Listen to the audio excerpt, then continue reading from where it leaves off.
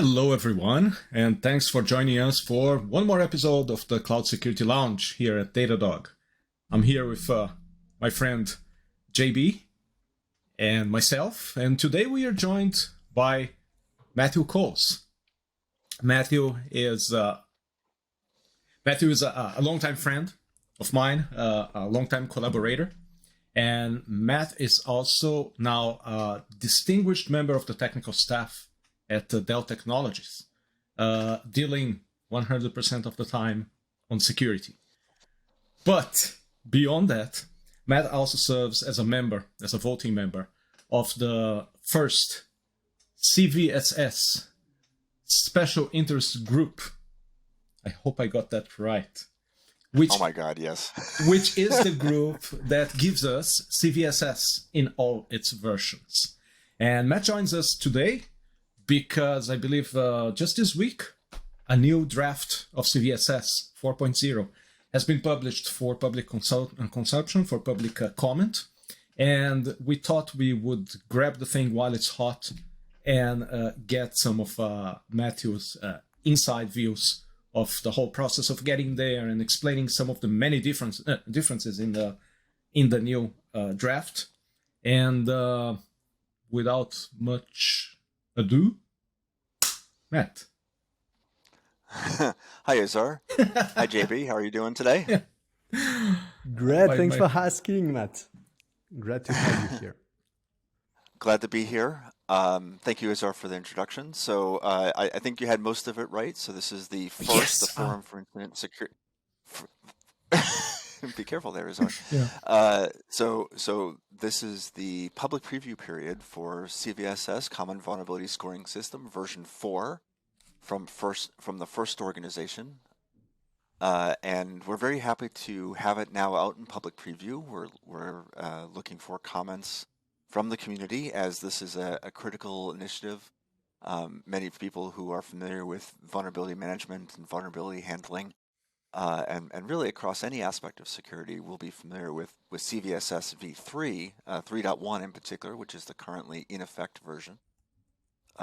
If you're familiar with the Common Vulnerability Database, for instance, you'll have seen vulnerability scoring and severity ratings based on CVSS.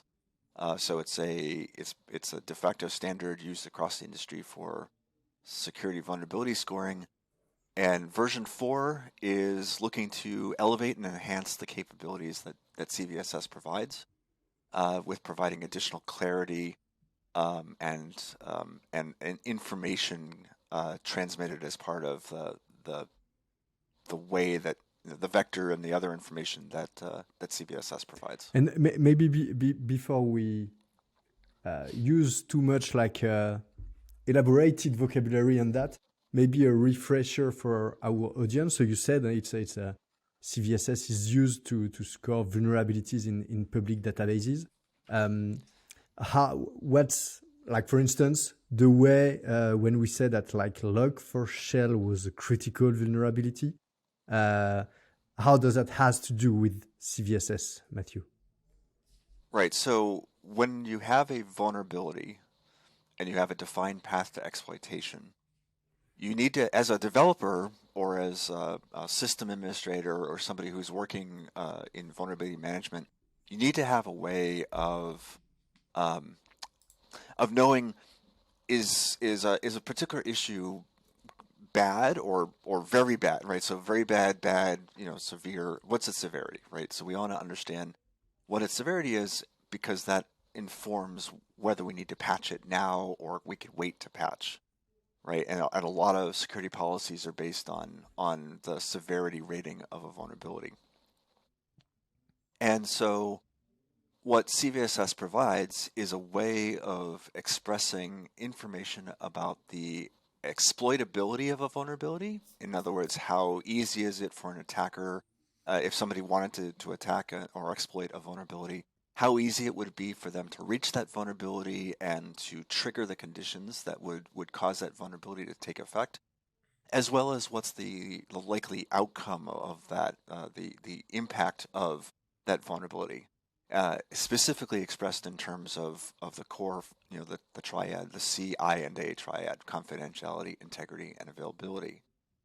And so CVSS provides a means of expressing information about the vulnerability, to identify its severity, to generate its score and value of qualitative and quantitative values in terms of what the severity is, so that risk and vulnerability managers can make informed decisions about how to treat that vulnerability. So you called up Log4Shell, which is the public name for a vulnerability, which is in the Log4j subsystem. The factors or the characteristics of that vulnerability and how it's exploited gets encoded into CVSS, and the CVSS calculator spits out a value, a number from 0 to 10, 0.0 to 10.0 specifically, where 0 is basically anything 0.1 or above is low severity, and up to 10, which is critical severity.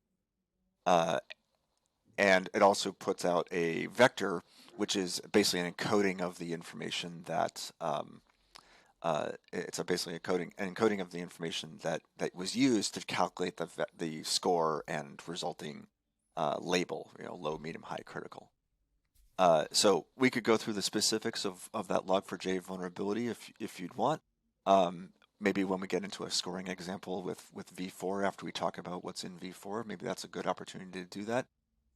We can also pull up what that Log4j vulnerability looked like in the National Vulnerability Database for what it was calculated in terms of V3.1, which was the previous version, and then we can look at what it would look like in V4.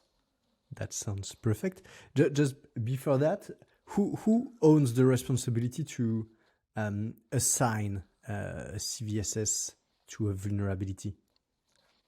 So it's actually a dual or shared responsibility. Probably not dual. Shared responsibility is probably more accurate. So vulnerabilities can be scored in a number of ways, and there's some official channels, and then there's there's internal use, right? So when a vulnerability is identified, and we should keep in mind that a vulnerability can be identified and made public, right? So it ends up in, say, the National Vulnerability Database. It's early in the morning here, and it's public, and so the National Vulnerability Database, or the naming authorities that are allowed to submit vulnerabilities into the database will do scoring. But if it's a component that comes from a vendor, the component vendor may also provide a score, right? So they may generate a score as part of the submission, or they may release an advisory on their own with a calculation that they've done themselves. So there's the official score that comes from the database. There may be other scores that are made available by other providers, whether that's the vendor itself or another third party. But of course, anybody can use CVSS. You don't have to be part of the National Vulnerability Database or even a component vendor to use CVSS.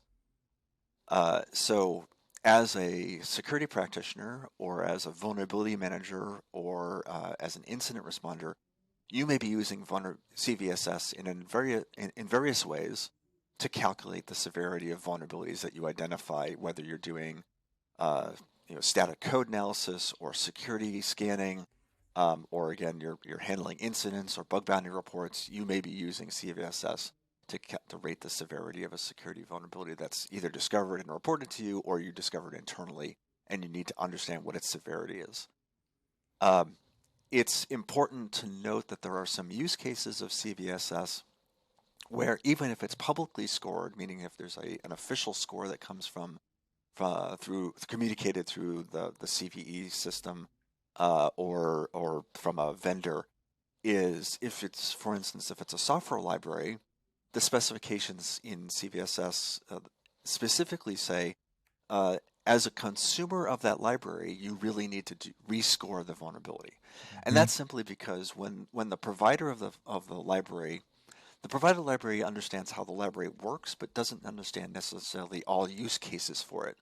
And so the provider of the library will score it in a certain way, based on potentially worst case or some average case scenarios, and that will generate a value. But it's the specific use of the library that needs to get rescored by the consumer of the library, because how they use it, they may expose it publicly, or on the internet, for instance, or they may. One thing that was striking for me when I did my first deep dive on the CVSS, which is like for a couple of years ago, is that CVSS assumes like the reasonable worst case impact, and that's quoting the specification document. And so Yep. yes, if you think that any vulnerability that you have as a worst case rating, that's somehow pessimistic, you might say. And so yes, that's where it makes a lot of sense to adjust that scoring to your environment and how you are handling things. Yeah, so I was calling out specifically because you asked about who does the scoring. There's a rescoring method, right, for if you're using a component library. But there's metrics built into the calculator as consumers for creating basically a modified score. So in the nomenclature here, and actually it's highlighted right on the oops. Oh wait, actually, before we go to the new one, I think that it's important that we point out that for good reasons, CVSS became sort of like the standard that most tools are using to measure up severity and criticality, right? And it is, yes. I'm sorry, let me just correct you there. So it is intended as a severity scoring system, right? It is not intended to be used as a risk management approach. It should inform risk management. It should inform prioritization and criticality, but it is not specifically a criticality or risk management system. And that's been the source of a lot of discussion that we too have been part of. And people insist in reflecting that severity towards risk, right? But that's right. What you just commented, that there is a modulation process after the first score of CVSS, where the user informs the calculation with the characteristics of their own use of whatever component is being rated. It seems to me that at some point people forgot that CVSS had the other scores, and the base score became everything, right? For a long time, I'm used to seeing people talking CVSS base score equals CVSS. And now you are going to go into telling us how in 4.0 that's changing. And I think that that's a very, very important distinction, because it's going to reflect the correct use, the correct intended use of CVSS.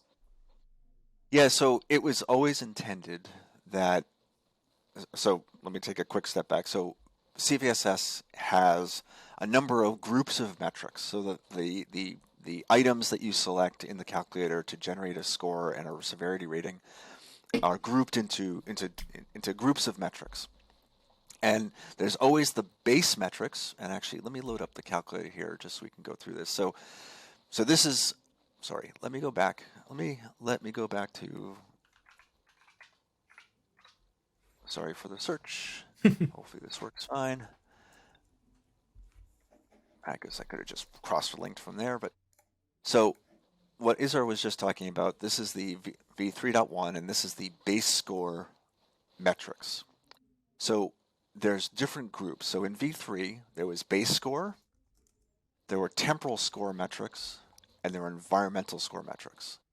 And it's the temporal and environmental metric groups that would be used by a consumer of a vulnerability, of a component that has a vulnerability, and looking at a particular vulnerability in question, to provide additional information that would modify the CVSS score from its base value to either a temporal or environmental or a combined BTE score, base, temporal, environmental, to give a a realistic value for the specific use in an environment or in a system by a consumer based on their expectations for security, right? Environmental in particular was looking at what are the requirements of the system, or what are aspects of the exploitation of or impact of the vulnerability in terms of a specific use that would give a value that would be different from the base.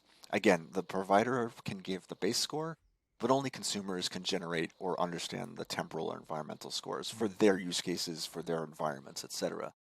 I'd like to share another example of how we do things here as well. Okay. Let me find. As our said, this would be exciting. So. So here we have a vulnerability that is CTX, a library that is CTX, which has a vulnerability. Actually, it's embedded malicious code.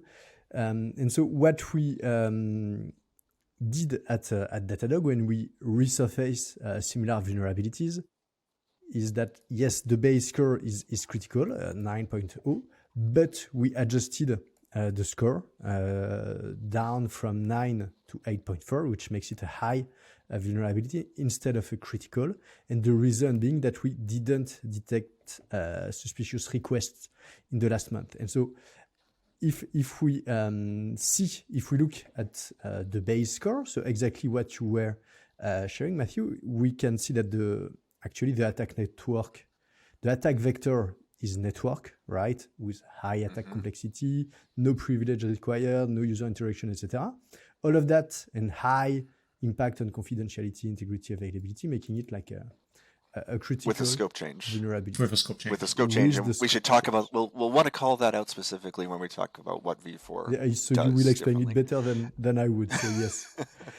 And so just adjusting, constating that there is no suspicious request over the last month, then we computed, so we didn't touch the base score, but we adjusted the environmental score, and so we changed the attack vector from network to adjacent, because apparently this machine is never getting like a noise from the internet. So we feel like it's relevant to adjust that score. And so with such a modification, we can see like an important impact on the vulnerabilities. And so that's one way that we manage to adjust and to fine-tune, to embed the customer's context from their services, from their production into the base score, and so giving a much more accurate rating of the vulnerabilities applied to the customer environment. If that makes sense, Matthew. So you may, it does make sense. Now it's interesting. I might have, and this is, so CVSS scoring is sometimes an art. A little bit of art. Right. So you may, it's interesting that you use the modified attack vector and some of the other exploit characteristics to generate that value, as opposed to, for instance, using exploit code maturity. So you indicated that there were no attacks in the field that you had detected, and presumably your detection capabilities are, we'll say, high confidence, reliable. And again, so level set, I have never used your products, so I don't know, and I'm not trying to say anything bad or good about them. But you know, if, let's say for a moment that your detections are accurate and confident, you know, with confidence, and so you may consider that you might have used temporal, because that's something that will change over time, as opposed to environmental is based on the system that gets deployed and how it's used. Those are generally going to be fixed over time. Yeah, so I don't think so in that case, because what we detect in terms of so when we detect attacks, it's not like attacks that are related to that vulnerability, right? Because we don't know what the attack pattern might be. So what we say is more, this service, which is on a network, is not getting any attack, right? If you know, like me as a security expert, when you deploy any service, any HTTP API on the internet, sooner or later you will get like random security scan, random people trying to 15 find seconds, I think, is the number. yes, aiming.php or things like that. And so what we're saying is that this machine is not exposed to that kind of traffic, right? So if you don't get any attack on a machine, well, it's likely that it's not directly connected to the internet, or that you have maybe microservices in between, or reverse proxies that are blocking this kind of unwanted traffic. So it's more a characteristic of where the machine is located, how is it, if ever, connected to the internet, rather than is it at this moment and related to that vulnerability getting attacked. Does that make sense, Matthew? Yeah, absolutely. That makes a lot of sense. And that's exactly the thought process that you want to go through when you're looking at how do you consume a vulnerability and a component that's vulnerable or a system that's vulnerable, and then understand, because that's very specific to you, very specific to your use case, that the base score can't always know, right? When we do the base score, and just, I guess, for users who may not be really familiar with how scoring is done, when they see the base score out in the real world with CVEs, for instance, right? We look at the network, we look at the component or the system that's vulnerable, and try to understand how an attacker could reach it, right? And based on average to worst case, right? And so if a component is really intended to be, deployed to if it would traditionally be deployed to a corporate network, or it's an attack that can only be done based on being on the local subnet, then adjacent network makes sense versus network. If it's generally going to be network accessible, if it's a cloud service, for instance, then it's going to get a network rating and network attack vector, because that's the general path that an attacker would have access to. Now, there's a lot of gray there, because network as a metric doesn't differentiate between the internet and a corporate intranet, right?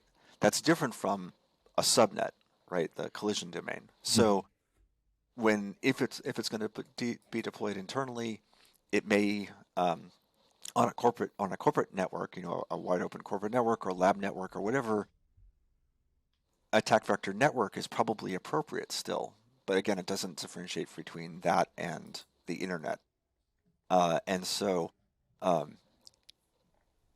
sometimes the base score will have a different severity that you then have to modify as you've demonstrated, and looking back at or taking it back to V4, what we try to do as a result of the way that V4 is structured now is to try and make it clear that, first off, that it was always intended that scores would have a B, a T, and an E component. They were meant to be used together. They were meant to not mask the use of the T and the E aspects, as Isor mentioned. People say base score and that's it. There's nothing else, right? Well, in V4, the linkages between those things are much are reinforced in documentation. They are reinforced in terms of scores are always taking into account those other aspects, because there are default values set for them. And we also reintroduced the nomenclature to be able to say CVSSb base score, CVSSbte base temporal environmental, and actually there's different threat groups now, or different metric groups, including a threat group metric. So the acronyms will change, but the effect is the same.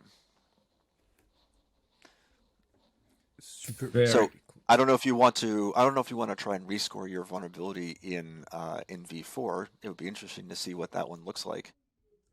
Since we have a clear example, you've already shown it. Maybe we can utilize that for the vulnerability example. Would you mind if we do it with Log4Shell? I have the attack vector. I know it just so happens that it's the one. standard that everybody uses whenever they're doing something cloud related nowadays. Like, most people understand where it comes from and all that. Yes. I shared with you the scoring for Log4Shell v CVSS Matt, 2.1. as you were talking, it came to me that it's like the base score is the one where everybody basically agrees on the characteristics of the vulnerability, and then the other one, the temporal, the environmental, and now the supplemental, and I think that there's more. It's where people start going, well, it depends, right? And what we're trying to define in those other metric groups is basically how it depends on something and what it depends on. So that's where the subjectivity, I think, comes the most. And I'm interested, after we do this, if we are introducing even more subjectivity in the calculation or not. So yeah, let's go forward with the example. Yeah, so we're not trying to. Yeah, of right. course. And so obviously it's going to be up to individual usage, right? Individual security analysts will sometimes have difference of opinion, and also available information that is available to an analyst will modify how they feel about a vulnerability, the information that they put into the calculator. And so it really behooves us as component vendors, as system suppliers, as researchers, as vulnerability handlers, to be clear, concise, and verbose. So I guess verbose in terms of information that's provided, concise in terms of not extra stuff in those descriptions, but to provide clear descriptions that provide enough information so that somebody can make a proper severity calculation and eventually a proper risk decision. Because honestly, there are some vulnerabilities you'll find in the national vulnerabilities, just a vulnerability exists in component XYZ with unspecified attack scenario with unspecified impact. Great, right? As opposed to, a component has a vulnerability that's remotely accessible that can cause an attacker to take complete control over a system or cause a denial of service and destroy data. That's a lot more precise, right? Yep. A lot more information is encoded in those statements that you can then translate to the calculator. Or the calculator supplements that description with additional information such as privileges required or user interaction that may not be part of the description or may not be understood as part of the description, right? Often we get scenarios where an attacker has to trick a user into doing X. Well, that's user interaction, right? Yep. That's encoded by user interaction. Or an attacker has to be admin already and so I have to have privileges already on the system. Awesome, thanks. Let's go for Log4Shell. Yeah, so Log4Shell, and my apologies. Do you recall what the actual CVE was for Log4Shell? I'd have to look it up. I heard. 2021 44228. Okay, and I know there were multiple vulnerabilities. That's why I wanted to ask. We get the specific one.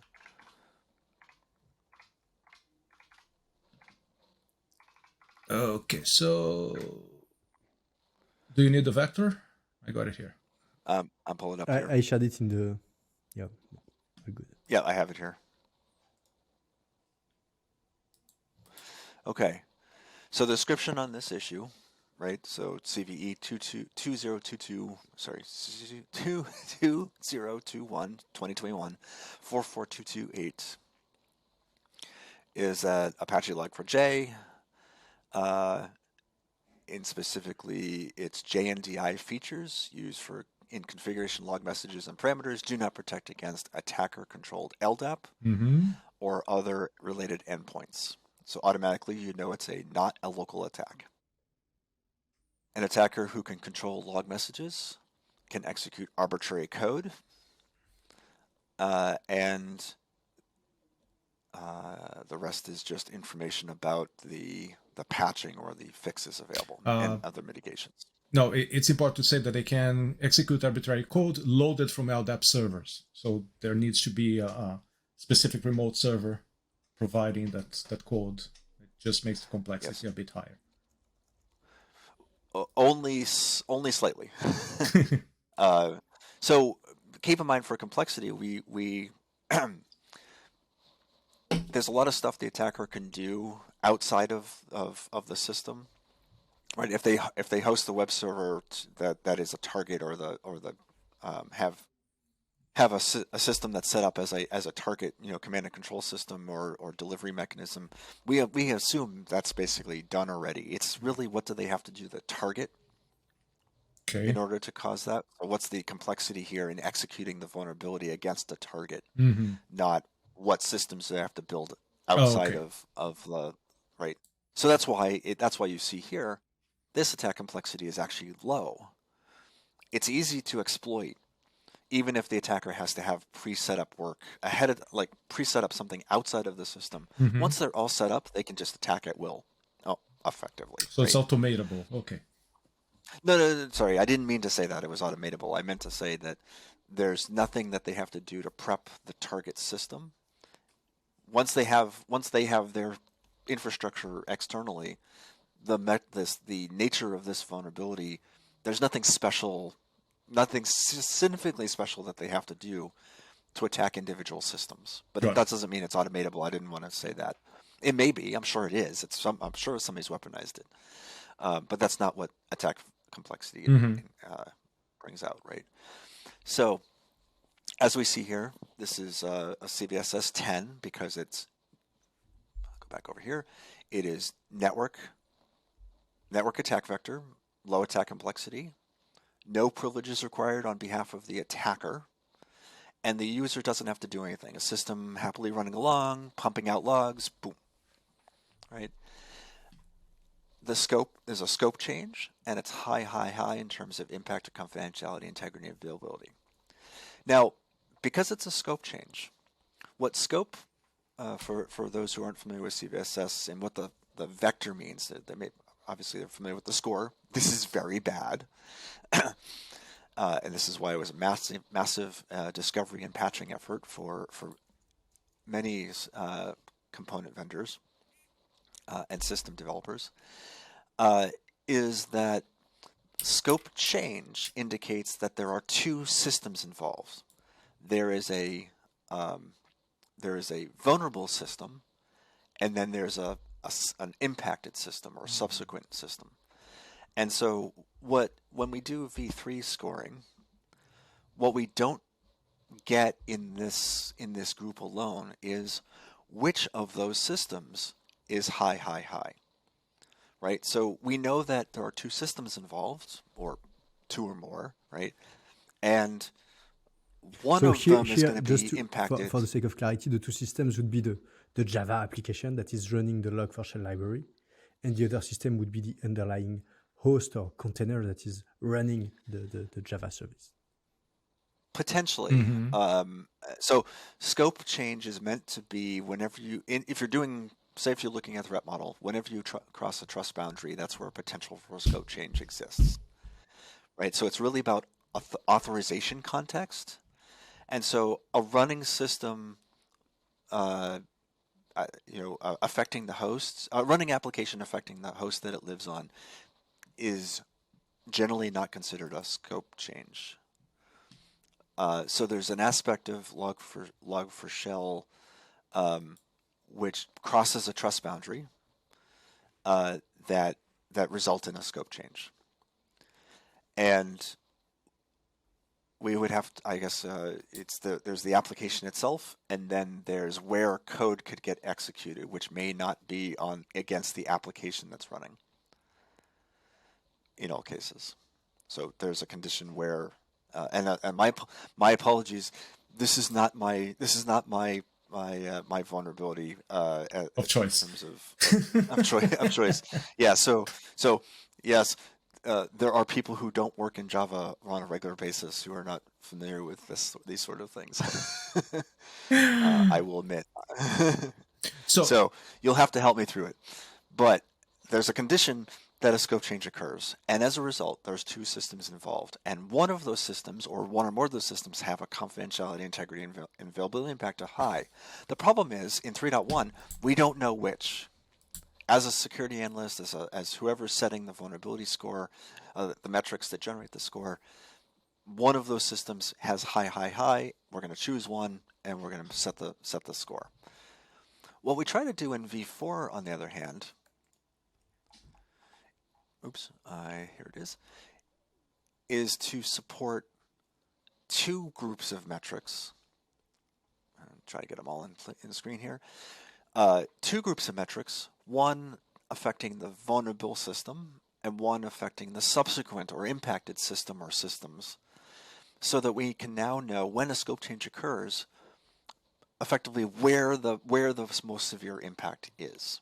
And using that combination of vulnerable and subsequent or impacted systems to create a score and therefore a severity rating that is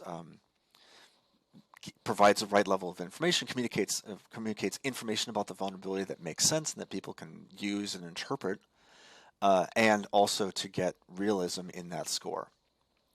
Right. So an example here that might come to mind is if you're building a firewall product, right? If you have a firewall for a network, if you have a vulnerability in that firewall, right, you may expose traffic to the systems that firewall is protecting to an attacker. And so when you're using 3.1, you'll say it's scope change and high, but you don't know, is it the firewall that's I'm revealing data on the firewall, or am I revealing data by the systems that the firewall protects?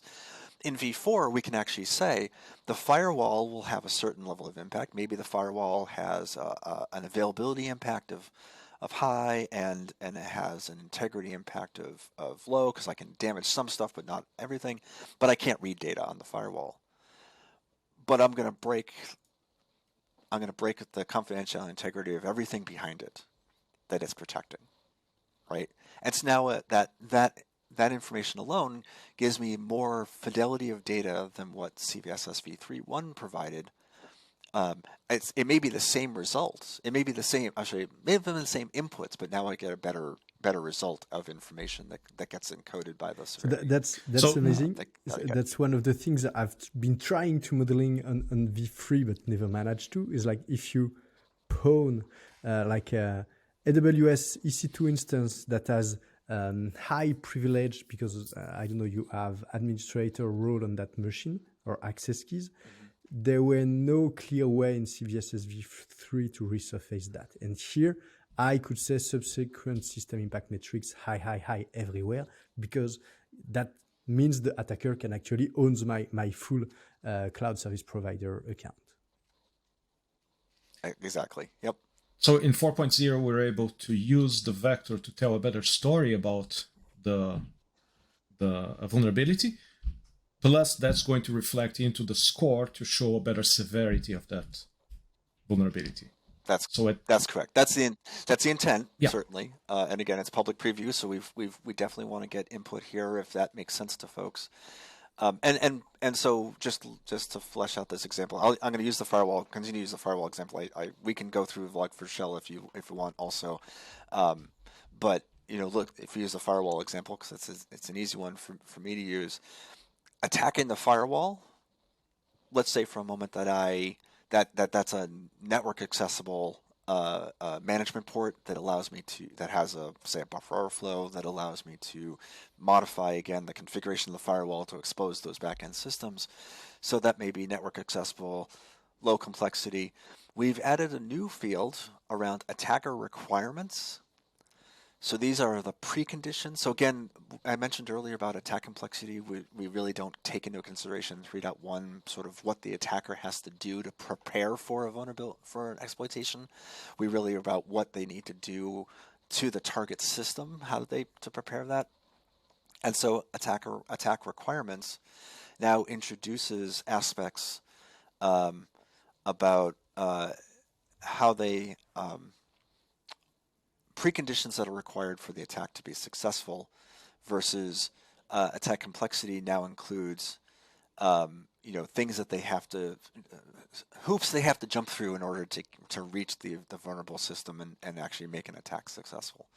Right, so specifically attack complexity now is looking at capturing actions that must be taken by an attacker to circumvent security protections that may be in place. Basically what do they have to do to get an exploit delivered, versus attack requirements is now setting up deployment and exploit execution conditions, variables, variability of the vulnerable system, right, in order to make an attack successful. So for instance, so these are not necessarily protections in place, but these are specifics of the target. So if I need to have like a specific configuration variable to a specific non-default value, that would be translated as an attack requirement? Potentially, if it's a specific thing about the nature of the target, yes. Clear. Okay. Interesting. Okay, so after the exploitability metrics, then we have what you showed with the vulnerable system. Yeah, so attacker, low, none. In this case, the attacker doesn't require any privileges, or actually, let's say for a moment they do. We'll just give it. They need to be low, right? They need to be low, Okay. and no user interaction because obviously it's a system that just sits in the network, right? So we now have exploitability, and by the way, you'll notice. Before I made any modifications, we were generating a CVSS score. So traditionally in 3.1, you had to fill in all the details, at least in the base score, to get a value. And if you didn't fill in anything else, you would stick with the base score.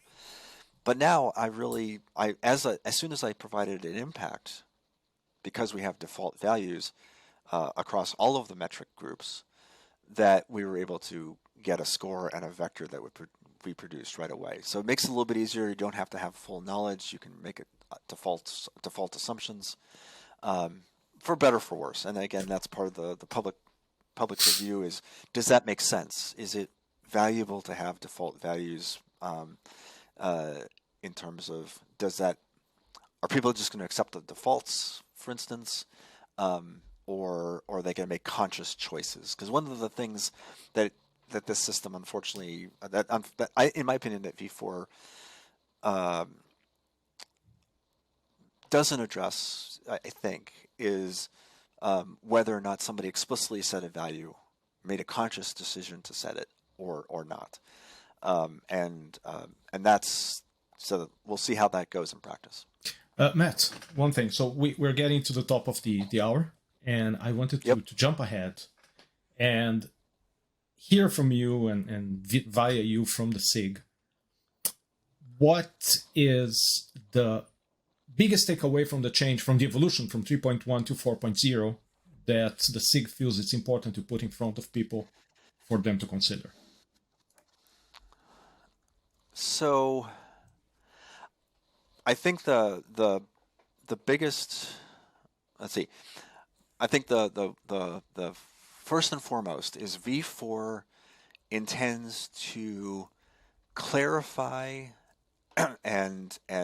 so to clarify and make more accessible the information that is encoded in CVSS, in a score, in a vector, for ease of use and for information exchange, right? So if nothing else, V4 with the expansion of the metrics that are accessible, basically breaking out complex things into from one metric to two, so now you've got explicit values there, or breaking out scope.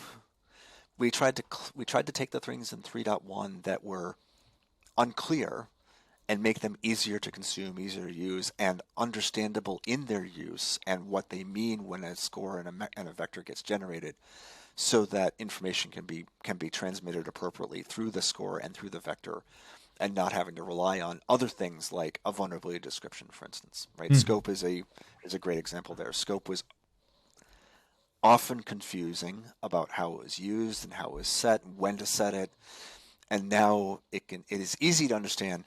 Don't worry about whether or not you set a scope variable, a metric. Understand, do you have a vulnerable system and an impacted system? And if you do, set those metrics, right? And so what V4 at a base level provides is additional or enhanced clarity and capability when identifying the severity of a vulnerability. Yeah, I wish we also. Sorry, man. Sorry. I wish we had more time to go over things, because we didn't even touch in the consult notes, and as you can see, there's a lot of consulting here.